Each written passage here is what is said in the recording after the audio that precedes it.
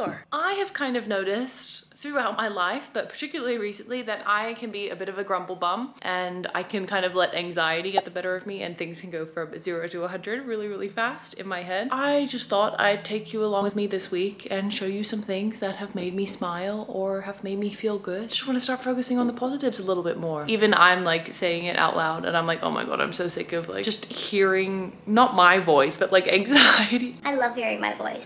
But hearing like anxiety's voice in the back of my head, there are just a few things that have made me smile this week that would be great to share. So that's kind of what we're gonna go through. The first thing, and I am so tired of pretending that I'm not impressed with myself. I kill all kinds of plants. I cannot keep them alive. This plant that I'm gonna show you has lasted over a year. It is an orchid and it has flowered a second time. It flowered after it's been in my possession. And if that is not enough to make people smile, I don't know what is. That made me beam. That is insane. I am not a plant killer. Please don't look around the room at any of my other plants. Look at these. 1, 2, 3, 4, 5. Look at these plants. Smaller than you. You're tiny. Yeah. Yeah. We went to go visit our friend's coffee shop and it's like, oh my God. You okay? It was very cute. Very accident prone till this. Now we're just going for a little walk. Yeah. So we made our way to 43 Morningside Road, which is where Callum's friend, Callum Ram, opened his own little coffee shop. He opened a little space called Trade Space with a bunch of his mates. And there's antique clothing, there's obviously coffee, a few little knickknacks and cards, ceramics. It is fantastic. And Callum, I didn't realize, was actually a barista before. So he makes a world-class iced oat milk mocha. And it was just so, so fun. Callum also has a little pup named Stitch who we got to play with and who we got to see. He tried to teach us about the science of baristaing, but it went over my head and that sounds like a whole process. I got overwhelmed very quickly, but it was amazing to see everything in action. I'm always so impressed when people are able to think of things that they want to do, like start a business or start a coffee shop, and then they actually go out and do it. I have so much respect for everybody who is working towards their dreams. So go off, King. It makes me feel like I could be brave too. And then look at little Stitch. Look at that face. He was very happy, just sitting on people's laps and then getting some snacks and pats on the way. I want a puppy so bad. And then here's some footage from a vegan cafe that we found in Edinburgh. It is amazing. I love it. We had the full breakfast and look at how cute these lights are. My sister is not a fan of the fairy lights, but I'm here for them and I will ride or die for fairy lights. The thing that I've realized recently is that when I take my ADHD medication, I can also do nothing if I don't like plan a day or plan things to be productive. I'm very able to just sit there and like play on my phone or read all day. But the difference that I've noticed when I don't have the medication is that all those thoughts, the hyperactivity for my ADHD comes from racing thoughts. And so that's the biggest thing that I notice when I don't take it. At the moment, we're just sitting in a park. Callum is doing his speed drills, so maximum speed running. So he's kind of in that point of his recovery where hopefully he'll be getting into training soon, which should be really cool.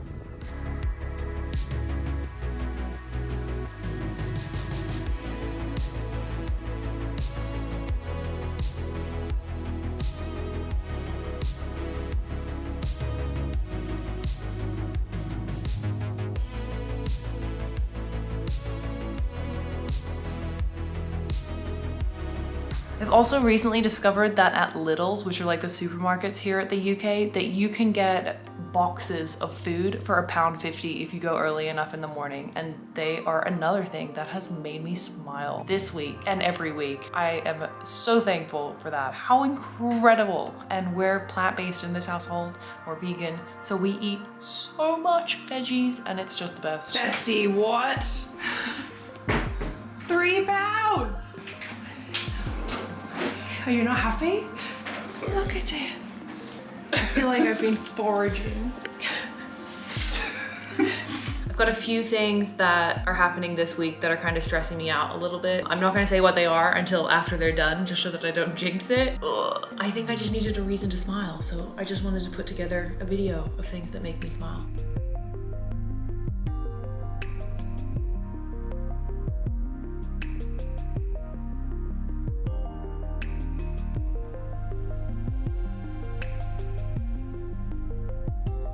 done all my bits and bobs around the house, and now I'm just sitting down, and it is the end of July, so I kind of just want to reflect on where things are at and what I can do to kind of finish this year strong, because it feels like it's gone so freaking quickly. So I'm just going to be writing out some like mid-year goals. I've got like personal, physical, and professional. This is the setup at the moment. It doesn't have to be super pretty.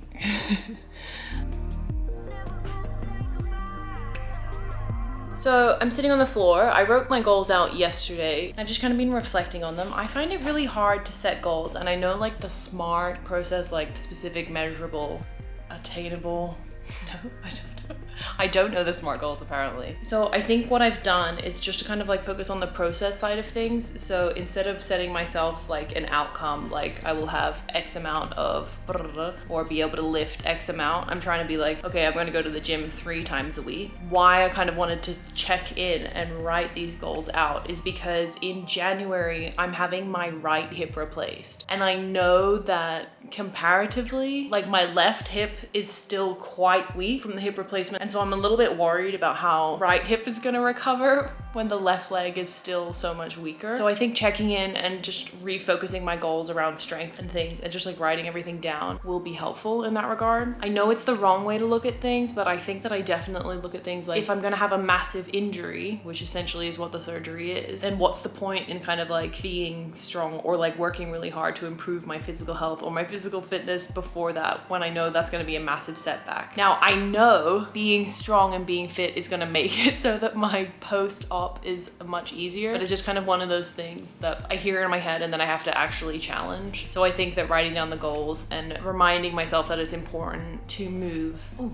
look at that shoulder, kind of. No? Is that a muscle? I think I see a muscle. I've also set some like personal and professional goals of just things that I want to achieve. Again, like process goals. So I want to try and hold myself accountable to making at least 1 video a week and then a couple shorts a week, just so that I can try and get into like a routine. And then in terms of personal goals, I thought these are some that I would share with you guys. Number 1 is that I'm going to try to be a bit braver. So I'm going to stop letting anxiety run things. I'm going to try and go outside and do more things or be more social. The way that I feel that I was kind of brave recently was trying a new hairdresser, and I know to some people you guys are gonna be like, can't you just go get your haircut?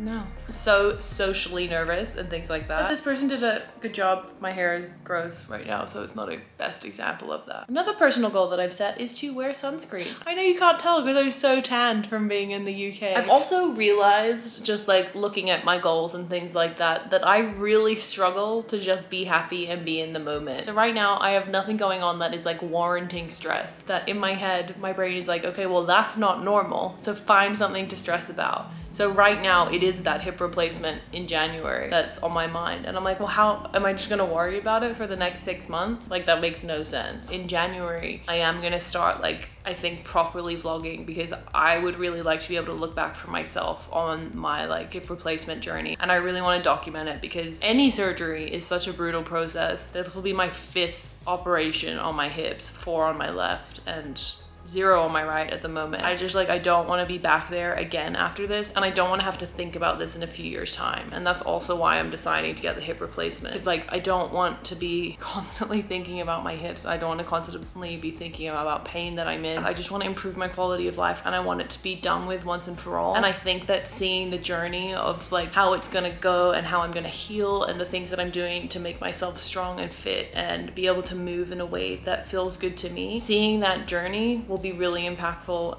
and really helpful in reminding myself why it's important. Like that's the consequence if I don't take care of my body. Like that's the kind of fragility or place that I'm gonna go back to, and I don't want to do that. Also, my family in Hong Kong have been sending me photos of our dog Spike, who's like a senior dog at this point. His hips don't work either, so I can relate. Just getting in my feels a bit, guys. I also wanted to set mid-year goals because I didn't set any at the beginning of the year, because that's typically what I would do, and then I honestly don't look at it until the end of the year, and then I forget that I've even set them. So I go back and I'm like, oh well, I didn't do any of these things, and then I kind of feel like a failure, to be honest. I know that New Year's like don't mean anything, but I feel like it just feels fresh, you know? And so I think it'll be good to kind of focus on these things for the rest of the year and see what that brings about. Some keywords that I've kind of put forth next to my goals, just to make sure that like I'm going in the right direction is brave, authenticity, kindness, and lack of a better word, grace, as in it's okay if I don't know things and it's okay if I don't have the answer to things right now. I'm gonna try and reevaluate these every week, and if they don't work, then I'm gonna get rid of them. Yeah, all right, okay, that was a lot of rambling. Yeah.